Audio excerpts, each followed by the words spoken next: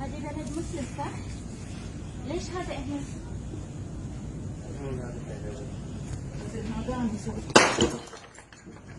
يلا هذه بلد مسلم صح؟ مو كافر صح؟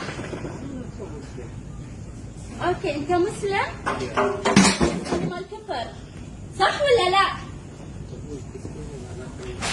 هذه ديرة حمد بن عيسى. حمد بن عيسى يرضى بهذا؟